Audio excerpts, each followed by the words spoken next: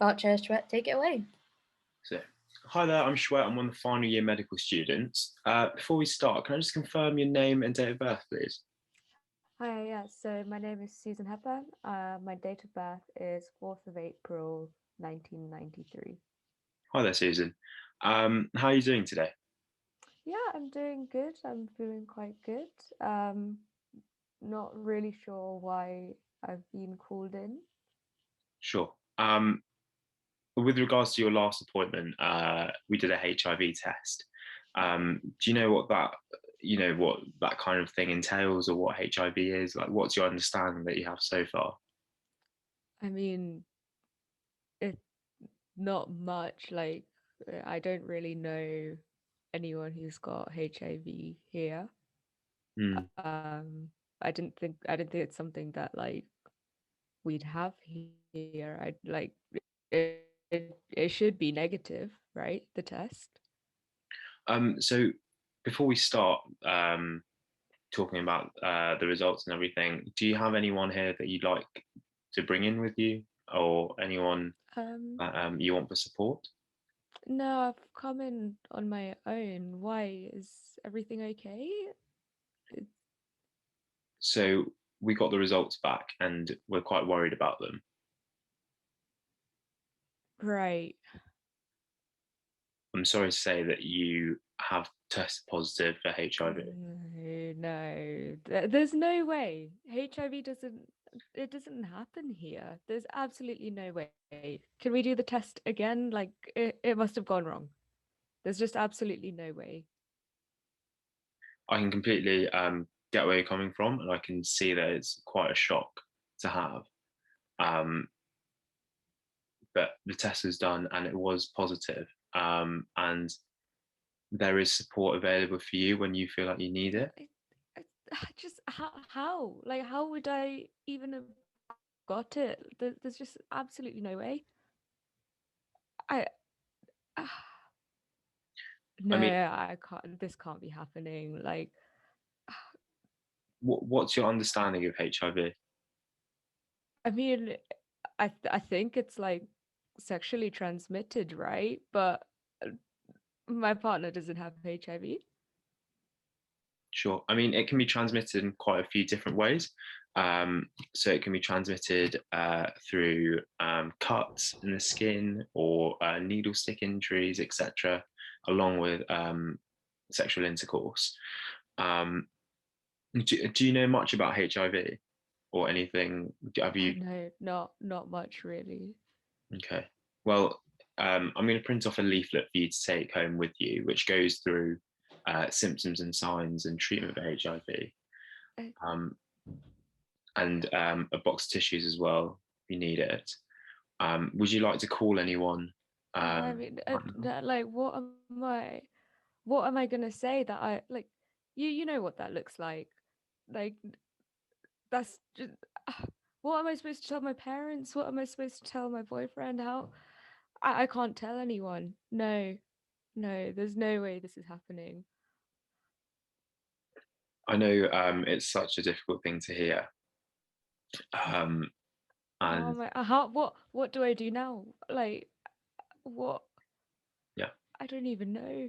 So the best thing is that you've come in, and as soon as you got symptoms, you got checked up, and we could do that test for you. And the sooner we can realise that that you are HIV positive, the sooner we can start treatment for you.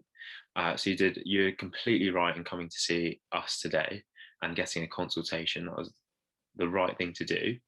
And fortunately, the therapy, the retroviral therapy, is really good, to the point where people with HIV actually live the same life expectancy as someone without HIV. And because we've caught it early, and we're able to really have a good chance at suppressing the virus. So what I will do is I'm going to refer you on to the sexual health doctor, and I'm going to give you ibuprofen and analgesia for the joint pains and tiredness that you're having, the swollen glands and muscle pain. Um,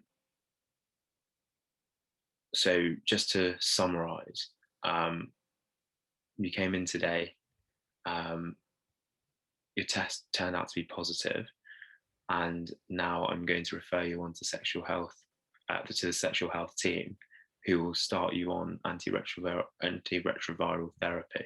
I Does that mean, sound even with the therapy, it's just never gonna go away now, is it? with the treatment that we have now? It won't go away, but it can be suppressed to the point where it's untransmissible, and it won't cause you too much problems actually. Um, so as much of a it's not a huge condition as much as social media, and tabloid papers stigmatize it to be. So what I'm trying to say is that it's fantastic that you came to us early, and it's good that we have found this and we can start treatment straight away, because that gives you the best chance in doing well. I mean, Again, yeah. I mean, I guess it's useful that the treatment is there, but I never expected it to come back positive. I just I did it for the sake of it. I came in thinking I'll get some paracetamol or ibuprofen or something, yeah, and I don't even know what to do with this anymore. I mean, I guess we'll start the treatment and yeah. yeah, I If we can get you started on treatment as soon as possible, and I know you mentioned it before, about not being able to tell your parents. um, I will be more than happy to arrange a follow-up appointment in a couple of weeks' time, after you've seen your sexual health doctor, which you can bring your parents to, and we can really talk about where to go from here, um, and try and basically talk about the condition and how you're going to go about fighting it, basically. If that provides support for you, then I'm more than happy to do a follow-up appointment, and we can really go into it and try and debunk myths that you or your parents or close relatives might have about HIV.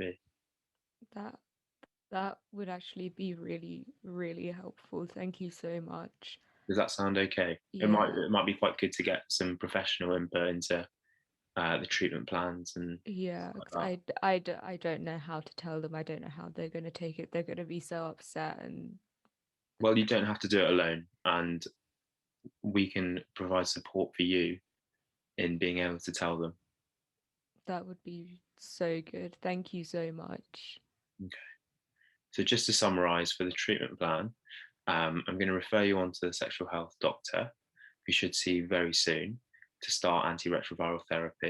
I'm going to provide you with ibuprofen and paracetamol, and I'm going to arrange a follow-up appointment with you and potentially your parents, that you'd want to bring in to discuss anything you want to. That would be really good. Thank you. Okay, does that sound okay? Yes, thank you so much. Thank you. Okay, great. Thank you, guys. So now we would like you to reflect upon what you've just seen. What you've just seen. Sorry, what slide is playing at the moment? What skills did Yeah, Shweb? that's what skills? Yeah, perfect. So if you guys could just put in your thoughts here, and then Shwet, you can kind of discuss a little bit, and then we have another slide on the techniques that you used. Yeah. Um, yeah. So obviously, this was like a communication skills uh, scenario. So it was less about medicine, more about kind of like, I know it's cliched, but like the art of medicine and being able to be a good um, clinician in a communication style, because that is, I'd say, if not as important as having the knowledge. And these sort of situations are really, really sensitive. And it's ones that you're very privileged to be a doctor. and be in that position where you can really help someone in their time of need. And obviously this is quite artificial, but if you're actually in a position, which many of you will be as doctors in a few years' time, where you're giving bad news, however big it might be somebody's got HIV or someone's got cancer, etc. Whatever you say in that moment will stick with that patient for the rest of their life.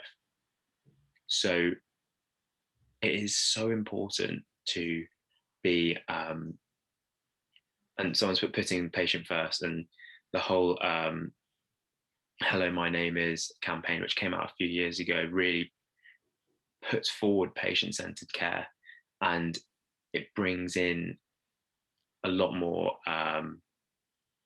personalization into medicine, which used to be a bit like, oh, you've got HIV, go and get your test, get your medication, boom, send you away.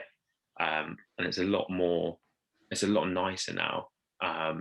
It's a lot more, let's get the patient, let's see what they want to do.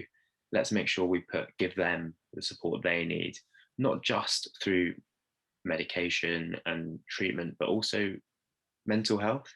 For example, in that scenario, I said we should have a follow-up appointment where I can talk to you, because in that 5 minutes when I said, and you're only going to get 5 minutes in a GP appointment, in that 5 minutes, Susan isn't going to know all the questions she wants to know about HIV at that point in time.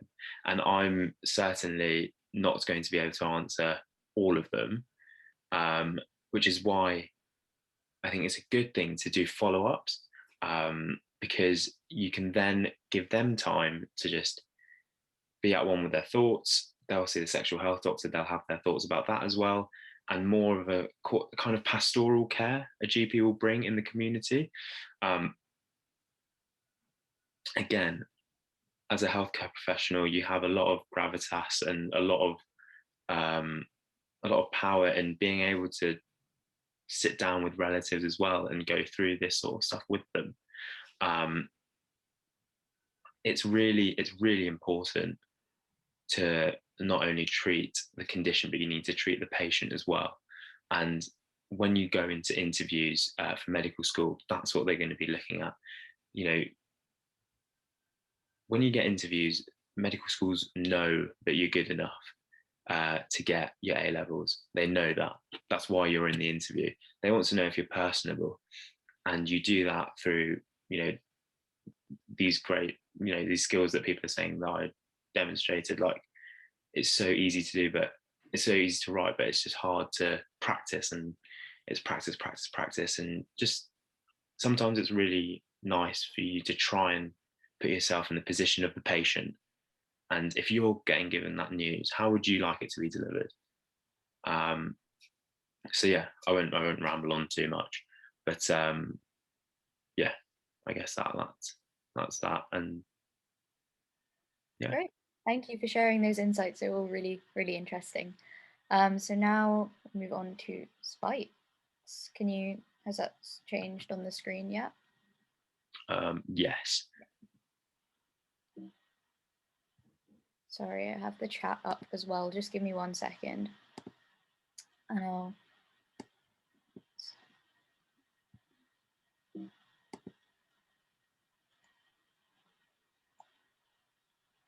Yeah, so spikes is the kind of, and I'm sure some people would have heard of it.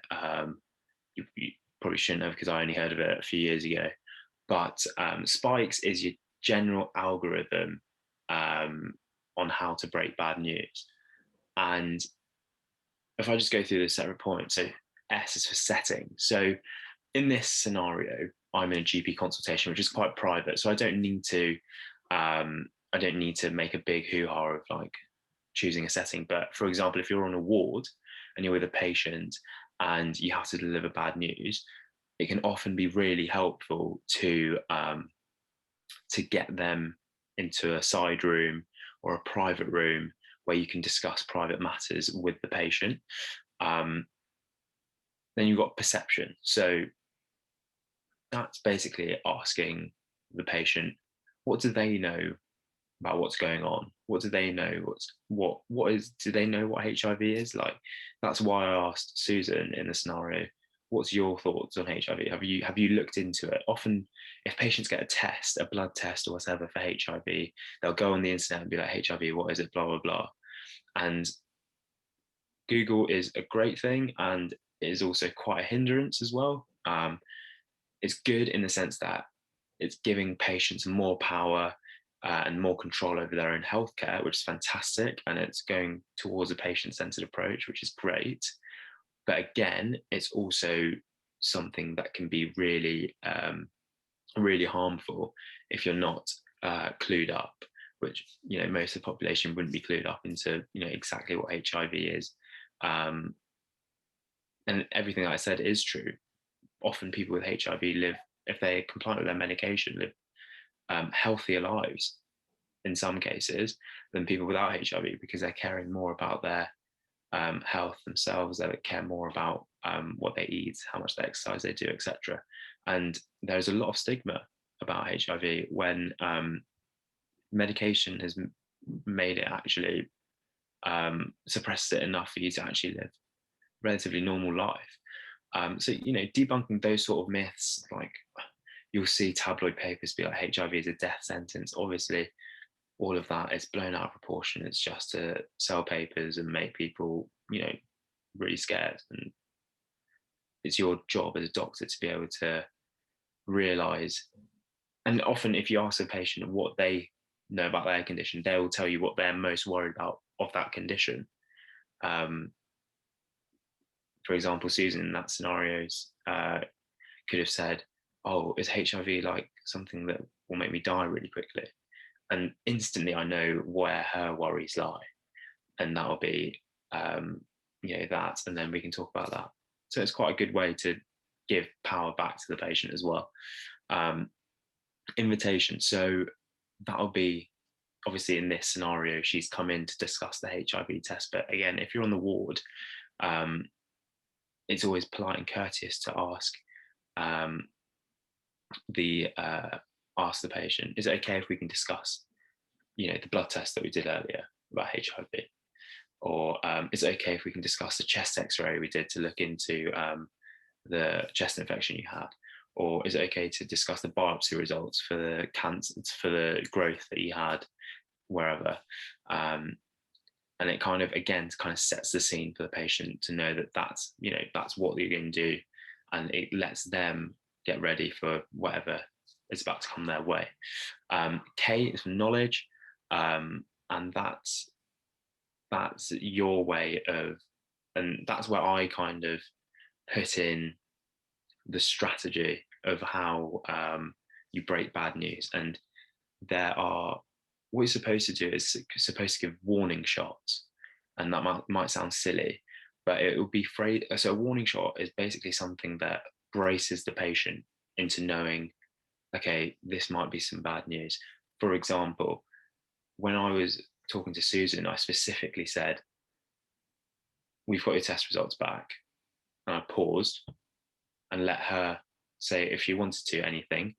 It's really important to pause and let the patient really take it in what's happening. So I'll say, we've got your test results back, pause. Wait a few seconds, see if she's got any qualms or anything to say to me. Then I'll say, we're quite worried about the results, or unfortunately it's not come back as good news. Pause again and let her take it in and give her time to take it in, and then say, your HIV, the tests have come back and unfortunately you're HIV positive. Pause again. The pauses are really important because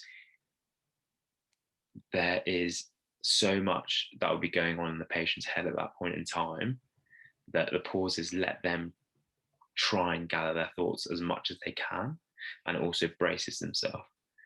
And then obviously then empathy, just being caring, saying, oh, not necessarily saying things, I totally understand where you're coming from, because, as somebody who doesn't have HIV, I can't completely understand what Susan is going through. And some patients can get really annoyed if you say that. They'll be like, "Oh, do you have HIV?" Fair enough.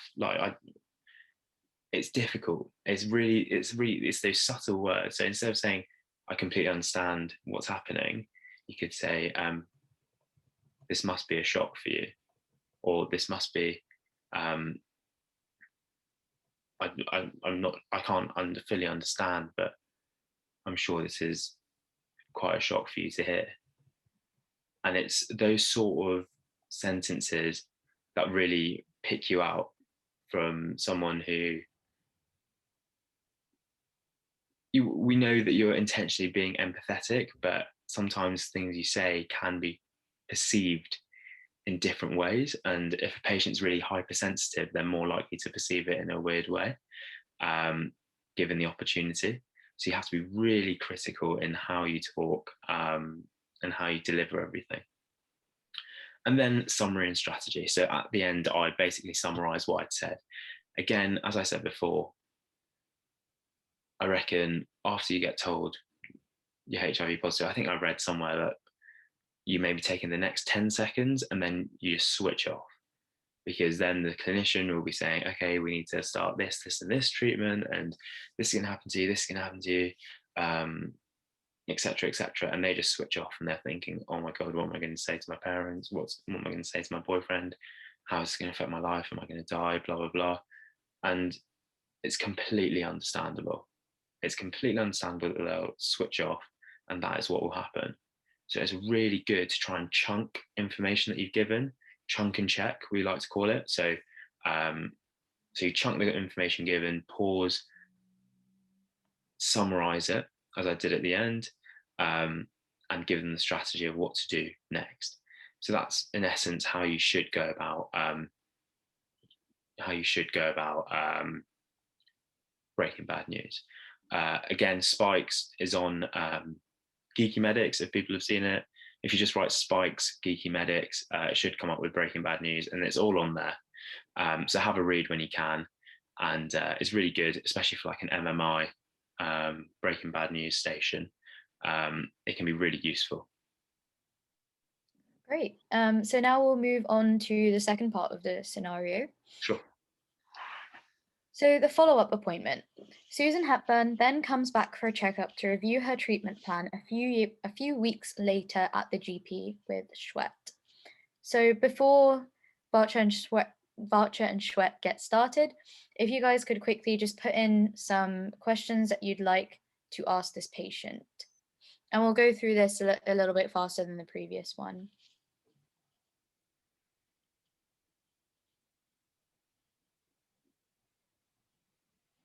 Yeah, really good.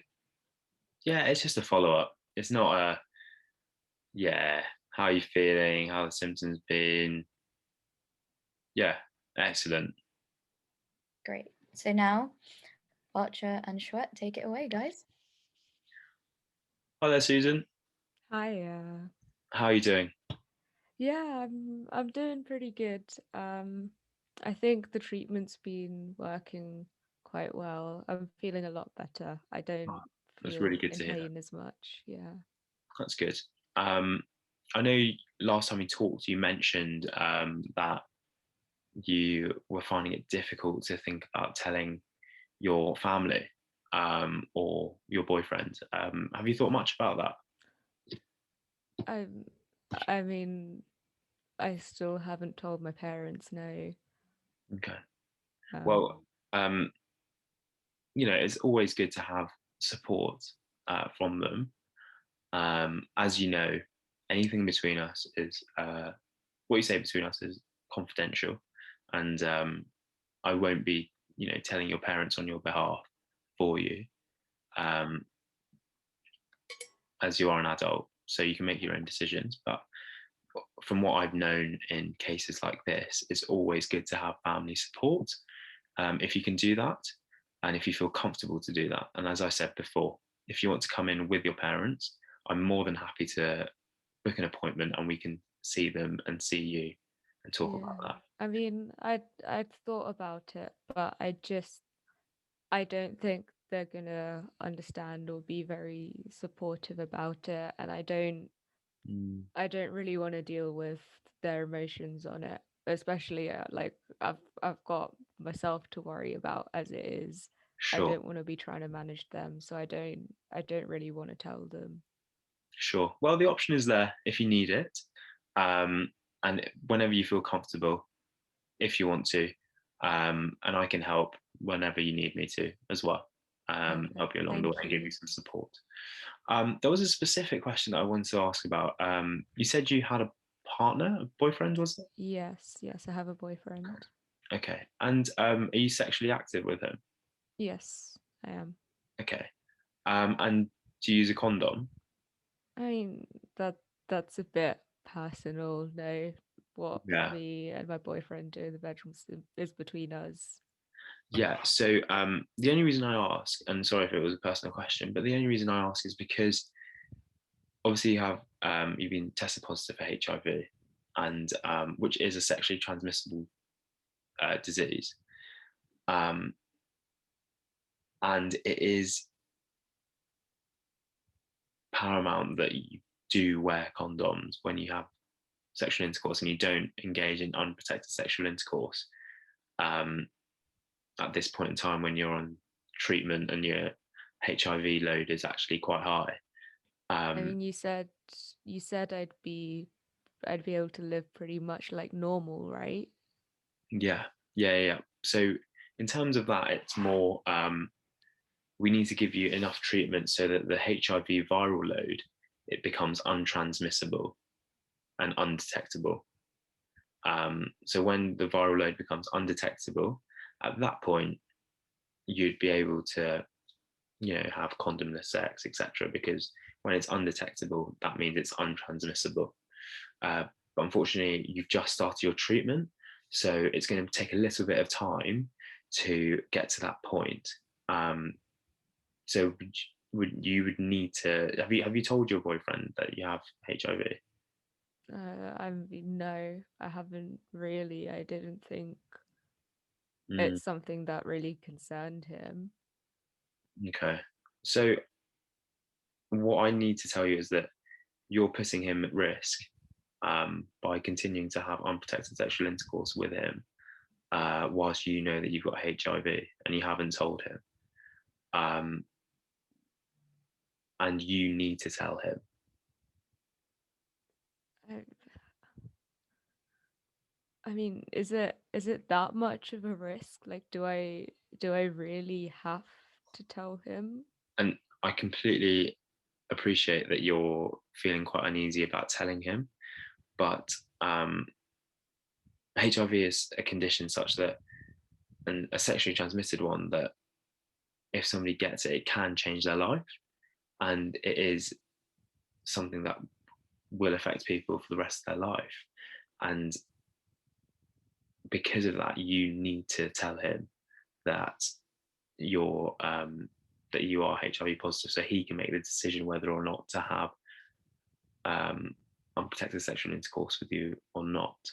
Um, so much so that, unfortunately, I would, if you continue to not want to tell him, I would have to tell him as a duty of my care and break confidentiality because his health would be in danger. Does that make sense? Yeah, I mean, I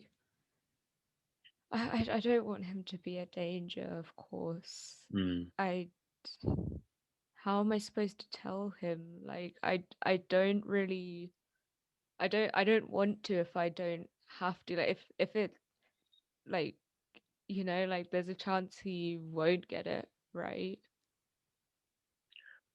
I mean, in this scenario, having unprotected sexual intercourse when you know you have HIV and withholding that information to the person you're engaging in that sort of sexual activity with is actually a criminal offence. And as a doctor, I'm well within my rights and actually should break confidentiality, and I would have to tell him. And I think this sort of information is much better to be told from yourself rather than directly from me. Again, if you need me to help out and you want to book an appointment with your partner and come in and see me, then I can help out in that way. But this kind of information from past experience, I know with patients before, that it's much better coming from you than me having to break confidentiality and potentially go behind your back and tell him. Okay. Is there really no other way to protect him? Like, I obviously don't.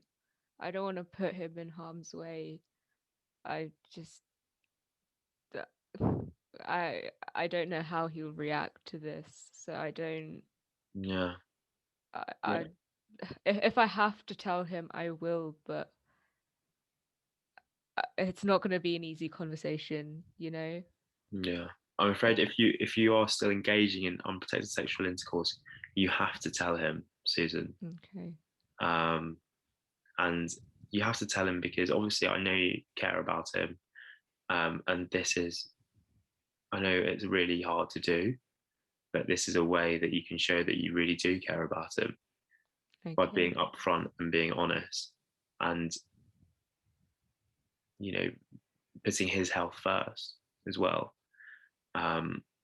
Again, if you need support, then you can come into the GP practice and get an appointment with him, and we can sit down and have a chat about the whole condition and educate him. But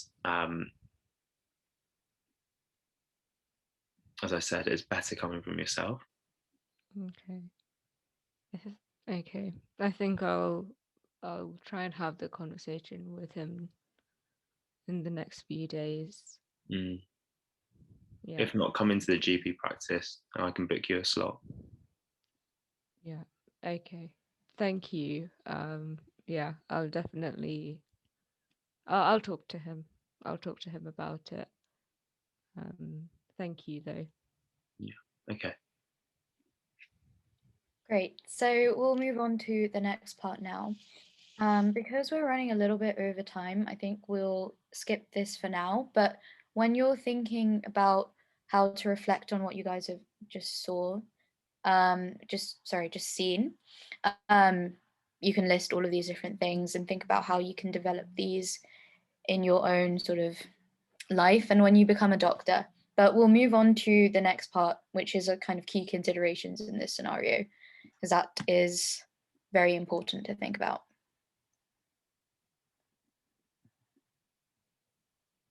Yeah. So the key considerations for this,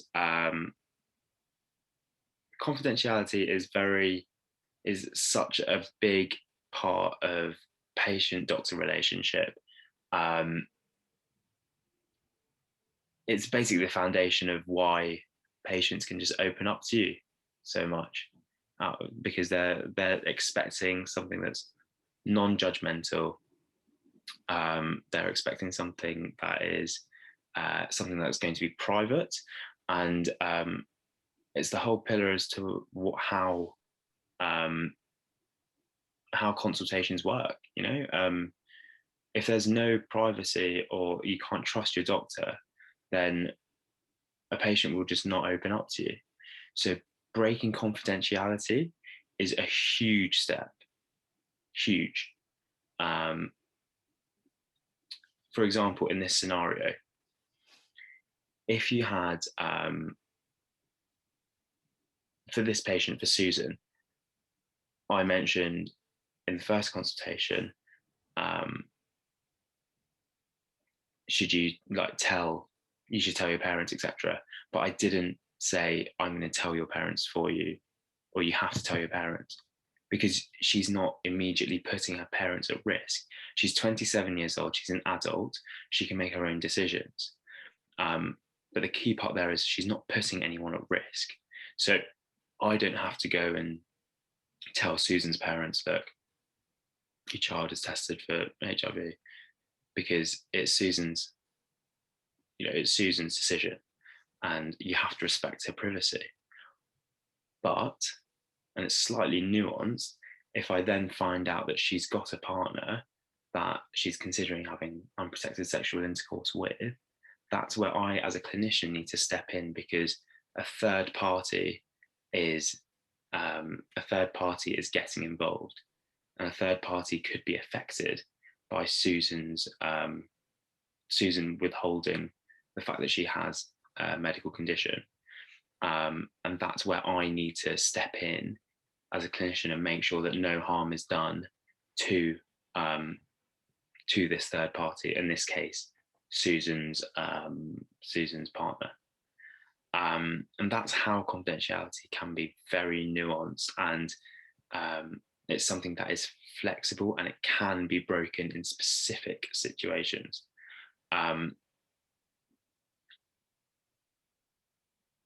I guess what I would say, probably when I was in your stage, I read around these sort of ethical scenarios. For example, HIV one, very classic for an A-level student to read up about. Also stuff about somebody who might have epilepsy and not telling the DVLA that they shouldn't be able to drive. Again, in that situation, you have to break confidentiality if your patient is not telling the DVLA, because he's putting other drivers at risk. And there are many other scenarios, but the main pertinent thing to think about is, if I let the patient do what they want to do, are they going to cause harm to other people? In this situation, passing on HIV, and maybe, and that could be, that doesn't have to be out of malice, it could just be educational. I mean, who knows? Susan probably had so much information bombarded to her, she might not understand that unprotected sexual intercourse will transmit the infection. You can't take this sort of thing for granted. So a lot of education is involved, and a lot of and that's where you come in with the education. And there's sometimes you have to be stern. For example, Susan in that scenario said, "Oh, do I have to actually tell him?" But you have to put your foot down and be like, "Okay, if you don't tell him, unfortunately, I would have to break confidentiality and tell him myself." But it's much better coming from her, and there'd be a lot more trust in that relationship if it came from her.